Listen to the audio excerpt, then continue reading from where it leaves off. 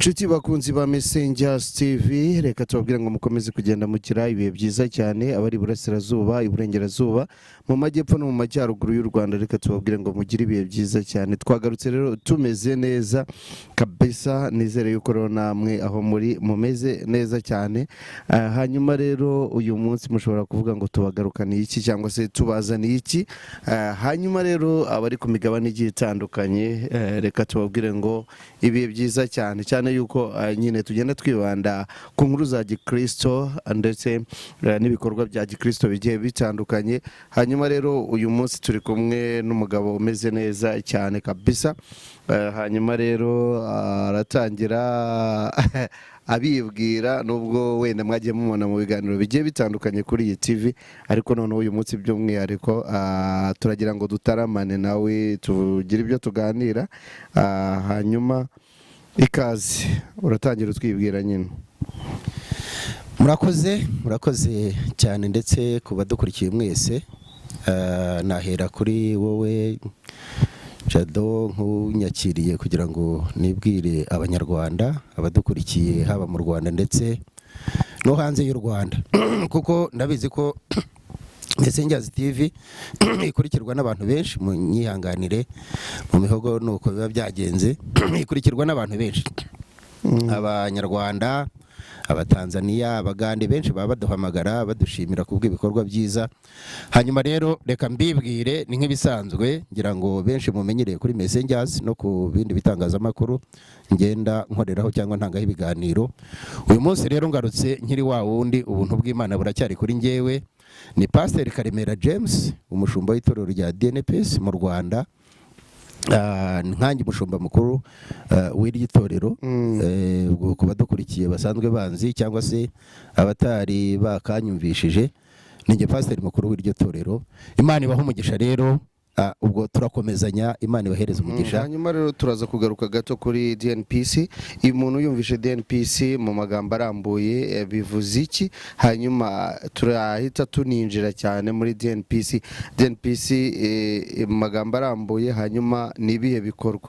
Wenda umuntu ashobora kugira ngo ni izina riraho nta bikorwa rifite, kuko tuza amazina menshi adafite ibikorwa.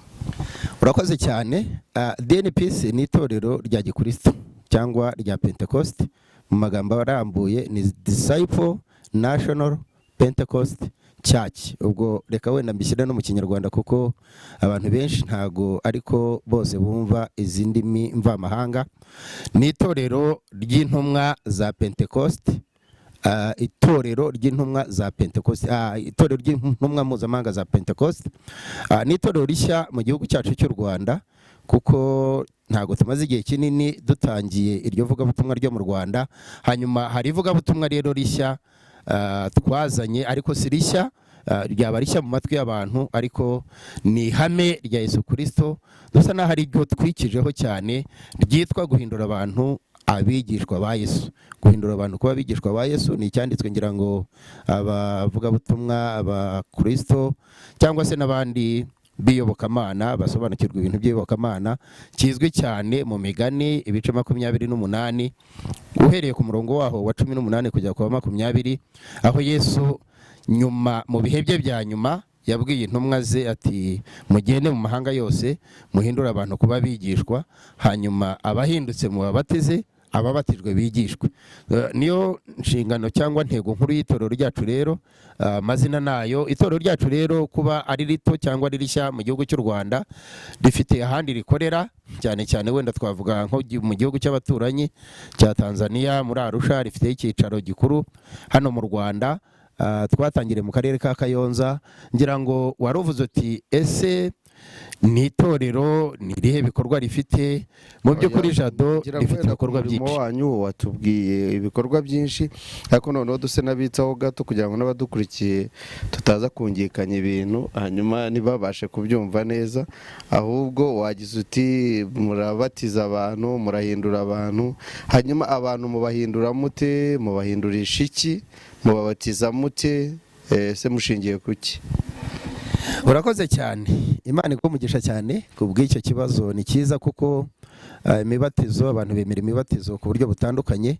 Ngira ngo ikibanze ku badukurikiye mwamaze kumva yuko ni itorero rya Pentecost, ni itorero ryemera umubatizo wo mu mazi menshi, kandi ni nawo mubatizo Bibiliya ivugaho. Rero niwo mubatizo tubatiza, twigisha umuntu uhindutse tukamubatiza mu mazi menshi, umaze kubatizwa tugatangira kumwigisha uburyo bwo kurera abakristo bahindutse kuba bigishwa ba Yesu. Kuko hari ikintu gihari cyane cyarambye, cyangwa se amadini n'amatorero bahisemo kuba ari cyo basobanuraho cyane, abantu bagenda bacyumva ku buryo kuba wagihindura mu mitwe bigoranye. Ariko hari ijambo ryitwa umukristo. Ukuri kuriho nuko umukristo, umuntu wese wemera Yesu ni umukristo. Ariko kuba umukristo ntago biguhesha uburenganzira ko kuba uri umwigishwa wa Yesu. Ahubwo umwigishwa wa Yesu nandi mahitamo umuntu agira ku giti cye, akumva yuko yiyeguriye Yesu. Hari indimi dukunda kumva ngo abihaye Imana. Ukuri kuriho nuko uyu muntu wihaye Imana yagombye kuba ari umwigishwa nyakuri wa Yesu. Umwigishwa wa Yesu rero no kuba umukristo ni ibintu bitandukanye. Gusa uyu mukristo bimufasha kuba yaba umwigisha wa Yesu mwiza koko. Ubwo rero numva arakongera ngo warumbajije nasa nyusubijeho uburyo bw'ivugabutumwa. Hanyuma wavuze ko ari we mushumba mukuru, ariko hari n'amashami agiye atandukanye. Ese imyizerere yanyu ishingiye kuki? Reka wenda mpere kuri icyo cy'amashami. Ni itorero rito ariko rigabye amashami hirya no hino, kubera ko inyigisho zacu zisa naho zikunzwe cyane, ko n'inyigisho zihindura abantu kuba bigishwa ba Yesu. Kandi umwigishwa wa Yesu nyakuri hari ibyo abatagikora, hari urwego abagezeho kuba atakiyoborwa n'ibyo twita ibyaha. Nabyo wenda ndi bufata akanya ko kubisobanuraho. Hanyuma rero dufite ishami ryacu nk'uko twabibwiye ko twatangiriye mu karere ka Kayonza. Dufite icyicaro gikuru cy'itorero hari Kayonza mu murenge wa Rwinkwavu, aho bita mu Kidudu. Mu Kidudu ni ku musozi mwiza cyane wirengeye, ufite amahumbezi, ufata Akagera kose ubu kareba za Nasho hakurya yacu. Ndetse tukagira n'irindi shami twagabye mu murenge wa Kabare. Byose biracyari mu karere ka Kayonza.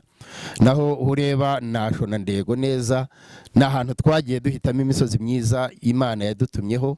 Kandi ubu n'ukuri kuriho nanone koko hari hakwiriye ivugabutumwa, kuko hari ubucucike bw'abantu, uko abantu bagenda batura mu masite ahantu birinda amanegeka.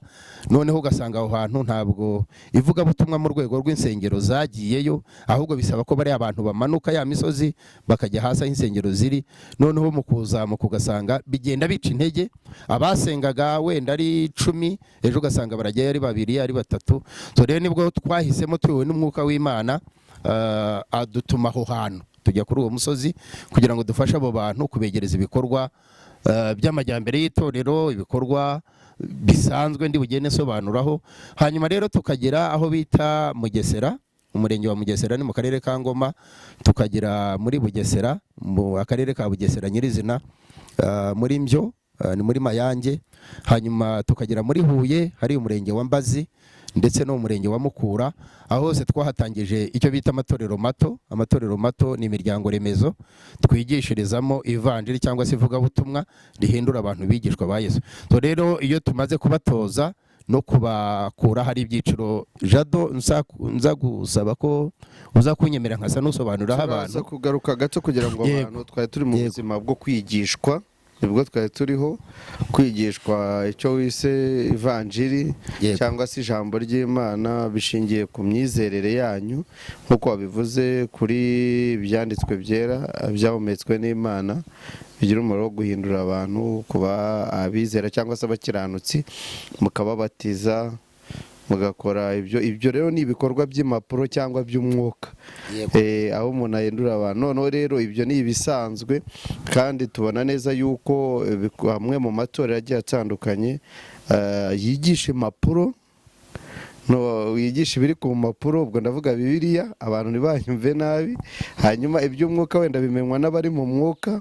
Wenda ubu ngubu turi mu mubiri, sinzirimba turi mu mwuka, kuko ubwo bimenywa n'abari mu mwuka. Njye numva bitandukanye, biri mu mubiri n'ibiri mu mwuka biratandukanye, kuko umwuka ni ikintu kitapfa kuboneka. Hanyuma tuvuye kuri ibyo bikorwa by'umwuka no kwigisha ivanjiri, ngira ngo turaza gusa n'abinjira noneho ku bikorwa nk'itorero mushobora gukora bifatika, byaba iby'imirimo y'amaboko, byaba iby'ubujyanama n'ibindi bigiye bitandukanye. Se iri torero uyoboye ubereye umushumba rirabigira, cyangwa ni ukwigisha impapuro mukajya no mu mwuka mukanahindura abantu nyine bakigishwa ibyo?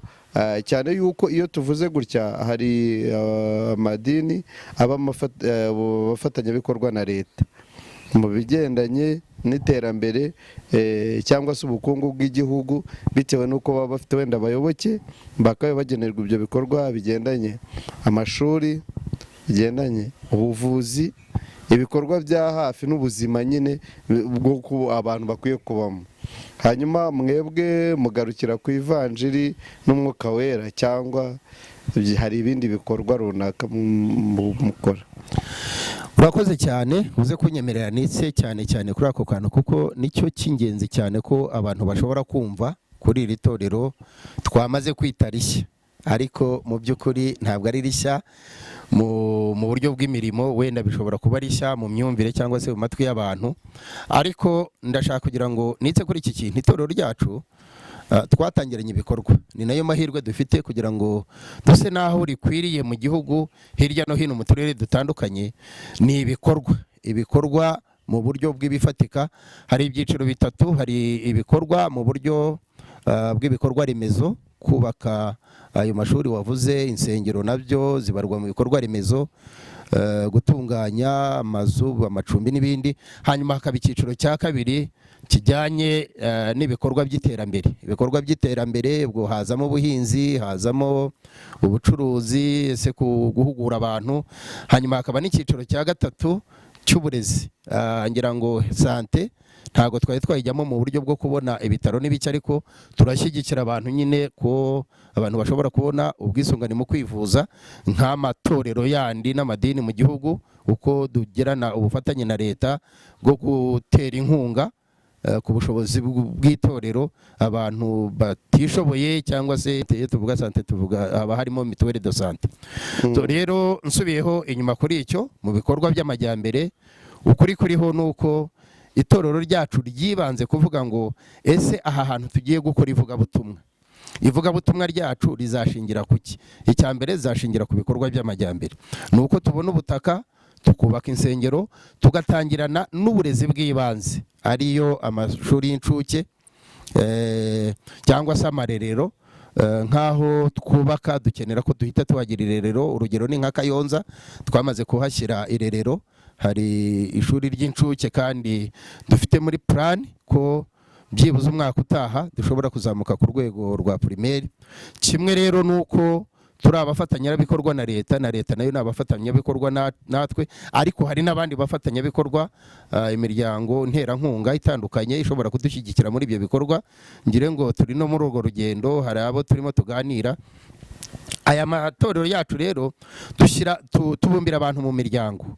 Iyo twavuze iriya miryango remezo nahoze mvuga, ni uko tugira imiryango remezo cyangwa amatorero yo mu ngo mato agizwe n'abantu batarenze 17, kugira ngo dushobore kubayobora no kubageza ku buryo bw'iterambere ry'abaturage nk'uko tubyifuza twese mu mihigo y'amatorero hirya no hino. Nibyo tuba dushyiramo aba bantu tukabashyira mu matsinda. Aya matsinda rero icya mbere dukora ni ukubahugura. Haba harimo batazi gusoma no kwandika, tukashaka umwarimu barimo muri twe, ashobora kuba umukoranabushake, ashobora kugenerwa icyo twita agasabune, ariko akadufashiriza aba bantu kubahugura. Iyo ari itsinda rito rero byoroha kurihugura, kabiri bikoroha kumenya ugendana n'abandi cyangwa abandi barimo guta. Niyo mpamvu tubashyira mu matsinda mato y'abantu batarenze 17. Ibyo nabyo tukabishingira kuri teoloji nziza, ndaza kwisobanuraho Jado nituza kugera kuri ako kanya kw'ibijyanye n'ubumenyi. Aba bantu rero bamaze guhugurwa, hari abahitamo uburyo bw'ubworozi. Twatangiye guhereza abantu ubworozi, nko muri Huye bibanze cyane ku kintu bita inkwavu n'inkoko, aba ari byo duheraho, ariko tubona abaturage kwa kundi baba bagize inyota yo kwinjira mu iterambere, bagashaka ko babibona batari bahugurwa, kugira ngo tubahereze mento ubakurikirana, ubafasha ko burya aya matungo yabo atapfa cyangwa se batayatakaza vuba. Ako kabazo kabayeho, dukora na gahunda y'uburezi bw'ibanze yo gufasha abana ababuze uko basubira mu mashuri, hari abananirwa gutanga amafaranga y'ifunguro, hari ababura n'amakayi rwose bakabivaho.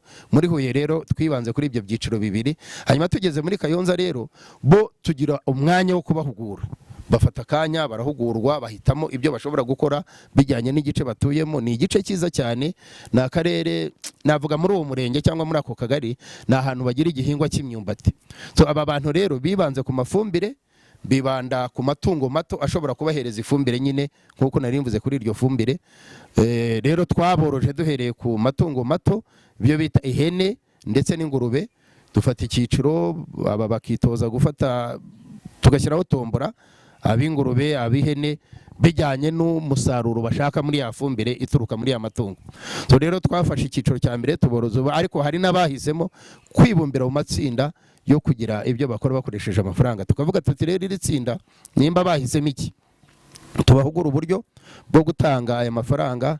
Hari ibyitwa keya, nabyo bijya gusa nabyo, ukavuga nimba ari amafaranga ibiceri 250, aba bantu bishyize hamwe ni abantu 10 cyangwa se 20, barakoteje bigeze mu 50,000. Noneho twe nk'ubuyobozi bw'itorero ku bwitange bwacu, urumva turimo turakora ivugabutumwa ariko gifite icyo rifashije abantu, tugafata nk'ibihumbi 100 tugashyira muri rya tsinda rimaze kugera kuri 50. Noneho tukabahereza uwo bita mento, umuhugura mukuru wabo ukomeza ubahugura. Icyo abashinzwe rero cya mbere ni ukumenya ese iri tsinda rirakora mu buryo buhoraho bwunguka cyangwa rirahomba, tubagiriye ihe nama. So iyo habayeho rero nk'itsinda rikora rihomba ntago birabaho, ariko biba biteganyijwe nuko abagira inama yo kuba bafashe cya gishoro cy'ibihumbi 100 bahawe, kuko bayahabwa nk'intizanyo. Nta uberurira ko ariyo wenda bari budukurikire, bari buze kudufasha, kuko dushobora kubona iri tsinda ryiteje imbere, bya bihumbi 100 tukabikuramo tukabishyira mu rindi tsinda, cyangwa se hakabaho icyo bita ingororano ku matsinda yitwaye neza. Nk'umuyobozi mukuru w'itorero akaba yaza akavuga ati dushingiye kuri ibi n'ibi n'ibi n'iterambere mwagize n'uburyo mwafashije abandi, hari ibikorwa by'imiganda ndi bivugeho dukora, twavuga tuti turayabasoneye, reka noneho dutangirane n'irindi tsinda. So rero ibi byubaka amatsinda kujya mu marushanwa yo gukora cyane, kugira ngo barebe nimba bashobora gusonerwa ya ntizanyo cyangwa wa mwenda bahawe. Ukuri rero kuri urumva ko ibikorwa birahari birivugira. Ejo bundi ngira ngo twahoze turocinga umushinga nyine wo gutera inkunga mu matungo magufi muri Kayonza, abaturage bashima, hari abamaze kubyaza bavuga imyato rwose, cyangwa bashimira itorero n'ubuyobozi. Ariko bitabujije ko ibi byose hari igihugu bikorerwamo, igihugu cyacu cy'u Rwanda, ubuyobozi bwacu bwiza. Twese ntabwo tuba twarabikuye mu ivanjiri gusa, hari amahugurwa tuba twarafashe ashingiye ku cyo igihugu gishaka kugeraho. So rero ibi bintu igihugu kiba gishaka kugeraho, akenshi na kenshi usanga natwe amatorero yabavuka cyangwa ariho nayo ariyo ntumbero, ariyo tuba dushaka kugeraho, kuko twese tuba duseriva cyangwa se dufasha abaturage bamwe. Okay, hanyuma rero turaza kugaruka gato, hari abibanda ku byiciro runaka. Abantu bakavuga bati uyu ni umushinga w'abagabo, uyu ni uw'abagore, iyi ni imishinga y'abana. Ese mwebwe mubikora, ubwo navuga ngo wenda mubikora bose mukavanga, ari abana bashaka amatungo bakayabona, ari abagore bayashaka, ari abakobwa, ari urubyiruko nyine nk'uko nguko n'abagabo, cyangwa se muravuga muti iyi mishinga yateganirijwe mu itorero abadamu, yateganirijwe urubyiruko, hanyuma ibireba abana batoya ni ibi, hanyuma ibireba abagabo ni ibi, cyangwa hari abo muheza mukavuga muti ni iby'abadamu gusa, cyangwa ni iby'abagabo gusa, cyangwa ni iby'urubyiruko gusa, cyangwa ni iby'abana gusa. Wasa n'udusobanuro gato kugira ngo abantu buri wese yumve ko yakisanga muri iyo. Urakoze Jado, aho niho nashaka kugira ngo tuze kwitsa. Nko mu karere, turebye mu karere ka Huye, twibanze ku bana n'abadamu. Ku bana n'abadamu turavuga tuti hari abana benshi barimo batakoze amashuri nk'uko twagiye tubibabwira, hanyuma hakaba n'abadamu. Aba badamu iyo umudamu ateye imbere, ngire ngo hari ijambo muze kumbabarira nifashisheho gato rya nyakubahwa perezida wa repubulika wacu Paul Kagame yakoresheje cyane hari muri seremoni y'umunsi mukuru w'abadamu, avuga ati abadamu iyo bakennye umuryango urakena, iyo bakize umuryango ugakira. So rero mu karere ka Huye twibanze kuri ibyo byiciro bibiri, iby'abadamu n'abana. Ngira ngo wumvishijemo inkwavu barebaga ubushobozi bw'ibyo bashobora gukora, ariko iyo tugeze mu karere ka Kayonza dusangaho twarakataje cyane. Nk'ubu dufite imishinga ibiri irategurwa ku rwego rw'igihugu. Dufite biro nkuru y'itorero itari urusengero nyine hano mu mujyi wa Kigali. Turategura imishinga 3 yibanze. Hari umushinga w'abashumba, abapasiteri n'abakuru b'amatorero, kugira ngo hari imvugo zijya zivuga kugira ngo babone uko bikenura, babone uko nabo bagenda mu iterambere, be kusa naho bategereje cyane kugira ushobora guturuka ku bakristo babo, byo twita amaturo cyangwa se ngo kunyunyuza. Hari imvugo zigenda zivugwa zitandukanye.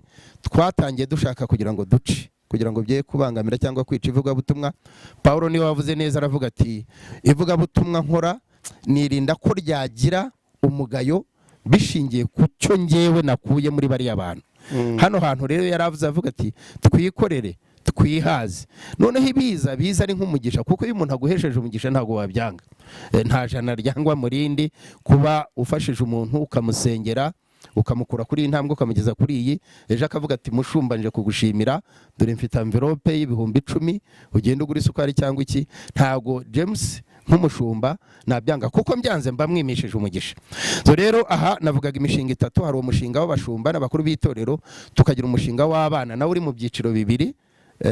Ari icyiciro cy'urubyiruko, abana bakuru kuva ku myaka 7 kugera ku myaka 16, no kuva ku myaka 17 kugeza ku myaka 23 ku mwana ugeze ku rwego rwa kaminuza, urumva n'urubyiruko. Hanyuma rero umushinga w'abadamu waratangiye, kuko ni kuriya kwibumbira mu matsinda. Uwo niwe twabanjeho, niwe wibanze, kuko mu byiciro by'amatorero byacu hari ibyo ndabivuga mu rurimi rw'igiswahili, bivuga ngo kanisa ndogo, kanisa mama na kanisa ya ku rwego rwa parish niyo paruwasi. Urumva rero hazamo ijambo mama. Ni ukuvuga ngo fondasiyo y'amatorero ni urusengero rwitwa mama, urusengero rubyara izindi nsengero. Kuri icyo cyiciro rero twibanda ku cyo bita ababyeyi cyangwa se abadamu. Umushinga w'abadamu rero urumva waratangiye kuri ubwo bworozi bwari bushingiye ku mushinga w'abadamu n'urubyiruko. Watangiye ayo matsinda yo kwiteza imbere mu buryo bwo guhanahana amafaranga cyangwa se gukoteza, guhuriza hamwe amafaranga. Ibyo nabyo byibanze ku badamu. Uyu munsi rero dukurikijeho 3 iri ku cyiciro cy'abana, niko twawize umushinga w'abana bato n'abakuru, n'umushinga w'abashumba n'abakuru b'itorero. Hanyuma tukagira n'umushinga rusange w'abizera, bose bashobora kwiyumvamo muri buri cyiciro, tudashyize mu byiciro. Ariko kuri kw'icyo bibazo barumbajije nuko twibanze ku byiciro, dukora ku byiciro: icyiciro cy'abadamu, icyiciro cy'urubyiruko. Iyo ugiye no kureba umurongo mugari w'itorero ryacu usa naho wibanda kuri ibi byiciro bibiri, kuko itorero ridafite umubyeyi ni nka wa muryango cyangwa se rwa rugo rutarimo umudamu, usanga ibintu binyanyagiye. So rero kubaka itorero ryiza ni ukugira ababyeyi beza, umubyeyi wiyubashye ushobora kugira akenda. Hari ukuntu ubona ko iyo umubyeyi yagukoreye protokole nawe ubwe asa neza yihereyeho, protokole igenda neza, kandi umushyitsi ugusuye aguhesha umugisha mu by'ukuri. Twabirebyeho rero byose ibyo byiciro. Ukimara kudusobanurira kuri ibyo, ndagira ngo duse n'abanyaruka gato ku bigendanye ari nacyo tugiye gusorezaho, ikigendanye n'ubushobozi. Ubushobozi, kuko buri kintu cyose kigira ubushobozi. Se muri ibyo bikorwa byose ubushobozi buva he, buturuka he? Kugira ngo abadukurikiye bashobora kwibaza bati ibikorwa nibyo koko biri gukorwa, hanyuma ubushobozi buva he? Ese tuzi ko hari ubushobozi bw'abantu ku giti cyabo, tuzi ko ari inkunga z'imiryango itandukanye itegamiye kuri leta, tukaba tunazi nanone leta nayo ubwayo ishobora kubigiramo uruhare, igafatanya n'amatorero ku kintu runaka, cyangwa se ari ubwitange bw'abantu, kugira ngo n'abadukurikiye baze gusobanukirwa nimba bagira uruhare mu bikorwa mu buryo butandukanye. hanyuma ngira ngo wenda wadusobanurira itorero ryamaje kwiyubaka kugeza ku rwego ritagikeneye ibyo, ahubwo ari ukugira ngo dusobanurire abantu. urakoze cyane. ni kwiyubaka ni ikintu kigari. uyu munsi nshobora kwifashisha ku bizera ba Kiliziya Gatolika, ubona ko ari itorero ryubatse cyane ariko riracyakomeje mu rugendo rwo kwegerana n'abantu n'inshuti kugira ngo iterambere rye guhungabana. Rero reka nsubireho inyuma gatoya mvuge ngo mbanze nkushimire kuri icyo ngicyo, kuko ikibazo mbajije ni ikibazo cyiza. Jado rwose ndabikunze. Ibi bikorwa mwumvishe tuvuga, yaba ibyakorewe Huye n'ibyakorewe Kayonza hariya mu murenge wa Rwinkwavu, ahandi ntago byari byakorwa, ahandi biracyari mu nyigo, kandi iteka inyigo isa naho itindamo gatoya bitewe n'ubushobozi buke buba buhari. Ndashaka kugira ngo ntangarize abantu batwumva, nanabasaba nk'uko wari ubivuze utaba aricyo dusorezaho, reka nsabe abantu badukurikiye, baba b'imbere mu gihugu, yaba imiryango nterankunga, yaba abo hanze y'igihugu. Hari abadiaspora bajya bakunda gushyigikira abanyarwanda, ni bene wabo, babanze biyumvemo yuko ni abanyarwanda, ni abavandimwe babo, ni barumuna babo, ni abakecuru babo, kuko itorero iyo rigiye ahantu ntago rivangura icyiciro runaka, kandi ntago rireba ngo ese uyu afite umwana runaka, oya, ntago rero tuba tubabumbiye hamwe twese. Iki kintu ndashaka kugira ngo mbwire abantu neruye, cyangwa se abankurikiye bose, nimba mwumva ngo hatanzwe amatungo, twahereye ku bantu 10, ubwo ndavuga mu karere ka Kayonza, kuko ingurube ubona ko ari itungo riri hejuru. Ikigero usanga imwe ishobora gutanga umusaruro vuba ihagaze 65,000, ubwo ni iki cy'ikinyagazi. None ugasanga ihene nayo yahita itanga umusaruro vuba ihagaze kuri 45, ni nacyo cyiciro twafatiyeho. Usanga rero ku bantu 10 hari ukuntu kabije kasa nakazamutseho, kandi twateganyije abantu 20. So iki kintu rero ndashaka kuvuga ngo mu bikorwa byose wumvishije mvuga, cyangwa abankurikiye bumva navuze, ni ubushobozi bw'umuntu umwe. Ni Pasiteri James wafashe icyemezo nk'umuntu ugiye mu ivugabutumwa, umuntu uhamagawe n'Imana, umuntu ufite umutwaro ku banyarwanda, cyane cyane aba batari bagera ku kigero cyo kwigira mu buryo bw'ubumenyi. Urumva kubigisha Bibiliya, dutegura ibitabo byo kubafasha by'imfashanyigisho, tugahura n'abadashobora kumenya kubyisomera, nabo tukabanza tukabahugura. Ngira ngo hari amatsinda atandukanye njye nakirayo, nemeye nkatanga n'amatike kubahugura, bakaza bakabampugurira. Nashatse kuvuga rero yuko ibikorwa mwumvishije byatanzwe n'umuntu bita Pasiteri James, ko nafashe icyemezo ndavuga nti ese kuba ndi muri iyi nzu ndyamye, ndi umuvugabutumwa wahamagawe, njya kubwiriza abantu, ejo ntangire mbasaba, ndavuga nti reka iyi nzu nyivemo. Mwumvikana n'umudamu wanjye, nanamushimire rwose, Imana imuhe umugisha. Narinze ko wenda iki kiganiro kubera icyigisho ngira kuri televiziyo ntazazana n'umudamu wanjye tukabiganiraho, tugashimira abadamu bameze gutyo bashyigikira abagabo babo mu buryo bw'umuhamagaro. Jado inzu yaremeye ayivamo rwose, aravuga ati itange, shyira mu murimo w'Imana.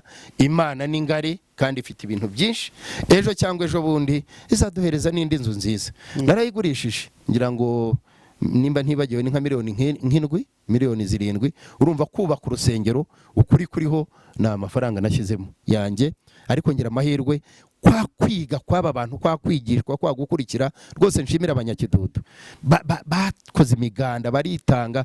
Urumva Jado, ntabwo umuganda wacu w'abakristo wacu wari ushingiye ku rusengero rwabo barimo kubaka gusa, oya, twanafashije. Hari inzu 3, hari abakristo 3 twasaniye inzu byari bimeze nabi, ziri hafi kubagwaho. Kwa kundi usanga bitinya kwigaragaza, rimwe na rimwe ugasanga n'ubwo bushobozi ntibabubuze, barahinga bakeza, ariko ntiyagura ibati ngo asimbuze irishaje. Ariko abakristo ba Kidudu rwose hariya muri Rwinkwavu ndabashimira, kandi nanabashimira abantu bose. Muze rwose, reka mbasabe muzanabasure, mubasure, mubaganirize, bamaze kugira imyumvire yo ku rwego rwo hejuru Jado. Kuko urumva biyubakiye, banshyigikiye, bandi mu bitugu bamfashe amaboko, twujuje urusengero, twararutsinze, turi mu masuku, kandi basaniye abantu 3 amazu, barahoma, barabasakarira, turabafasha rwose. Aho urumva biracyari muri bwa bushobozi bw'umuntu bita James. Akuyemo ayo matungo muri Huye, hari ahandi hakurya nababwiye muri Kabare aho bita Kibimba, turimo turahagura ikibanza cyo kubakamo itorero ryabo. Hari ubucucike bw'abantu, kwa kundi abantu bagiye bakurwa mu manegeka nyine bagatuzwa hejuru hatunganyije n'ahantu heza. So rero navugaga nti hari imiryango nterankunga, hari imiryango ifite ibikorwa ishobora kubona abantu nk'abo bari hirya no hino. Ni nayo mpamvu nagushimiye ko unshyize kuri iyi kamera kugira ngo ari abantu bakurikira Face Messenger cyangwa se Messengers TV, kikorohera bari cyo uza kuvuga, baze kubona ubu butumwa ndimo gutanga. So rero uyu James wemeye agahagara hari habonetse aba James batatu cyangwa se abavuga butumwa batatu cyangwa abakorerabushake batatu, bane, batanu, hari ahantu abanyarwanda bava, kuko leta yacu turayishimira, yaradushyigikiye nk'abo muri Kayonza. Kubona iryo rerero ni ububasha n'imbaraga z'umurenge rwose, baturi inyuma kandi baranshyigikiye, baravuga bati ibikorwa byawe ukora turahari, turagushyigikira, ibyo uzakenera jya utwegera nka leta tugufashe. Rero ndavuga nti nihaboneka umwe, babiri, batatu, bane, batanu badushobora kudushyigikira, ni n'ahantu nyaburanga, ariko n'abafite ubutunzi bwabo rwose baza bakashyira ibikorwa. n'ahantu nyaburanga, ni umusozi ushashe, hakurya yacu aho Kibimba ni umusozi w'amabuye meza y'amasarabwayi. Babacuruzi bashobora no kuza bakahakora n'ubucuruzi. Hari amahoteli akenewe hasi, hari kaburimbo ijya kuri pariki, hashyizwe amahoteli, ntacyo byaba bitwaye. Ariko reka mbanze nivugire kuri Kibimba, waruvuje uti mufite abaterankunga, itorero rihagije. Itorero ntago ryihagije, turacyatangira, kandi ibyo byose turabifatanya na yavanjiri, ya mahugurwa ahoraho, kuko kugira ngo ugire umukristo muzima uhindutse nuko we ubwe ubanza ukareba guhinduka kwe kubimugize, imyambarire, imivugire, imyumvire imaze kuzamuka, ubutangiye kugira itorero ryizewe kuko ry'abahindutse. So rero ntabwo nta baterankunga dufite. Umuterankunga wa mbere ni umushumba mukuru, ni nawe vision keeper, nyine umuntu ufite iyerekwa ry'aho hantu. Ni nayo mpamvu nashyizemo ubutunzi bwanjye. Mudamu wanjye aranyemerera, ndamufata, dusubira mu bukode, kuko niko kazi twari twujuje mu buntu bw'Imana, niko kazi twari tumaze kubona, turagatanga, reka dushyire mu murimo. Imana irahari iduhereza ubushobozi bwo kwishyura aho turi, ni nayo ejo izatwubakira. Ariko reka tubanze dufate icyiciro cy'abanyarwanda bamwe, tubashyire mu iyobokamana rishobora guhamagarira abandi koko kumva ko iri yobokamana rikenewe ni iri ngiri. Ngira ngo Jado, nitwongera kubona undi mwanya wo kuganira, wenda nanabigusabe, iyi yari gahunda yawe, wantumiye, wansanze, uravuga uti narakubonye, waransuye, wowe urahazi, ukenera ko tugirana iki kiganiro. Ariko mu kindi kiganiro kizagaruka rwose, uzanyemerere niba bishoboka, usobanure uyu James nindi, ivuga butumwa ndimo gutanga ni irihe. Ese kuki aba bantu baryumvishe mu gihe gito? 2022 ni umwaka ushize, turi mu mwaka 2023, ntabwo ari igihe kinini ibikorwa tugezeho. Izi nyigisho, iyi vanjiri ihindura abantu kuba bigishwa ba Yesu, ni ivanjiri ibanza guhindura umuntu ku giti cye, akabanza akiyumvamo Yesu, akabanza akiyumvamo we ubwe ubumuntu. Warumbwiye uti dusoze, negutsa gutwara umwanya munini, ariko kuri kuriho niwongera kubona umwanya nanabigusabe uzame icyo kiganiro rwose. Iki wabwira noneho abadukurikiye, ni iki bagufasha, ni muye mishinga reka mbasabe participamo rwose, bakaba bafasha itorero n'abanyetorero ndetse n'abandi banyarwanda muri rusange? Abanyarwanda bose tubanze twumve ko turi mu Rwanda, ni itorero riri mu Rwanda, ni itorero rikorera abanyarwanda, ni itorero rihindura abanyarwanda. Aho uri hose, haba umuntu ku giti cye, nabikoze nkanjye ku giti cyanjye, nababwiye imishinga 3. Hari umushinga wo gushyigikira abapasiteri, kugira ngo abapasiteri bashobore kwigisha abantu batuje, nuko nabo bo n'imiryango yabo babanza bagatuza. So rero hari umushinga w'abapasiteri wo guteza iterambere ry'abapasiteri n'abakuru b'itorero. Rwose nanashishikariza abantu ko bawushyigikira, kuko tuzatangamo amahugurwa, tuzagira ibikorwa byinshi bitandukanye. Ntabwo tuzibanda ku mibereho ya pasiteri gusa, tuzibandaho n'abapasiteri bejo bashobora kuza, kuko uyu munsi kugira ngo tugire abapasiteri beza nuko dutangira kubarera barebeye ku bandi. Hakaba umushinga w'abana ugabanyije mu byiciro 2. Icyiciro cya mbere nawe ko ari kuva ku myaka 7 kugeza ku myaka 16, n'icyiciro cya kabiri cyo kuva ku myaka 17 kugeza kuri 21, wa mwana ushobora kujya kuri kaminuza. So ibi byiciro rero byibanda ku buryo bw'imyigire y'aba bana. Hariho gutegura amahugurwa y'umuco n'umuryango, ni ikiganiro ntanga kandi gikunzwe cyane cyo kwigisha ku nyigisho z'umuco n'umuryango. mu burere mboneragihugu ari byo shingiro ryo kumenya Imana. So iki cyiciro rero nanze kugisiga inyuma, ari nacyo nshishikariza abantu ufite umutima wo kuvuga uti ese hari indirimbo unyihanganire pasiteri iyo tuvuze tukora kuri byinshi ivuga ngo waba usize nk'uruki imusozi. Ese hari icyo ushaka kubaka ku banyarwanda ejo igihe utakiri kumwe nabo bakwibukiraho? Uyu munsi usanga hari imihanda yitirirwa ba Nyirangegeni, hariya hepfo za Nyagatare ugasanga Nyirangegeni uyu yakoze iki, ugasanga hari imisozi bitirirwa abantu runaka, ariko niki gituma yitirirwa gutyo? Nuko hari icyo aba yarakoreye abaturage. Mu by'ukuri ntabwo aba ari uko yabaye umunyapolitiki ukomeye, n'icyo aba yarakoreye abaturage, abaturage bagahitamo kumwiyitirira kuri bya bikorwa bye. Ngwino rero udushyigikire, hari noneho no gushyigikira itorero muri rusange, iterambere ry'itorero, kugira ngo iri vugabutumwa rigende, kuko uko amaze kubyumva urumva ko ni ivugabutumwa ridashobora kwihuta ridafite ubushobozi, kuko turabanza tukigisha nyine tugahindura tugafasha umuntu wamaze guhinduka.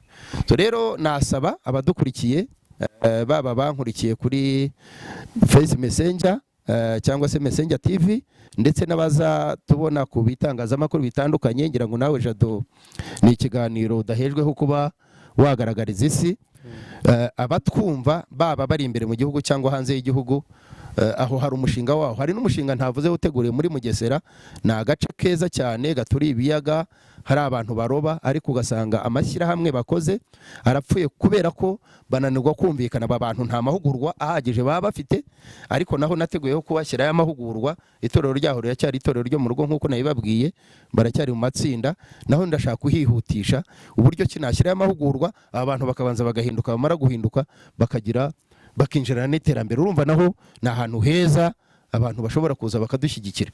So rero washyigikira umushinga w'abana, kuko turi mu burere bw'ibanze.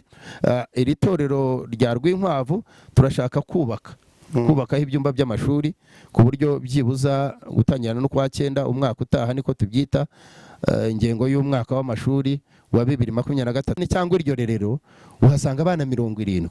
Aba bana 70 bari mu cyumba kimwe cyangwa 2. Tuzabigarukaho mu kiganiro cy'ubutaha. Imana iguha umugisha cyane. Tuze aho ngaho abana tubabone, kuko buriya ni byiza yuko abantu babona abana. Reka rero tugushimire, nizere yuko ku badukurikira bazakomeza kugenda bakurikira, ukanda subscribe, ukora share, ku bantu bakunda ibintu nk'ibi bikorwa by'ubufasha, ufasha family, umuryango n'ibindi n'amatorero, hanyuma ugakora share, hanyuma comment nazo ziremewe kuba wakandika muri comment hari icyo ushaka gufasha, cyangwa se kubona Pastor Karemera James, uraza kureba muri screen yawe iyo nimero igenda, ushobora kuyihamagara ukaba mwavugana. Murakoze rero, reka tubashimire, Imana ibahe umugisha, amahoro n'ubuzima.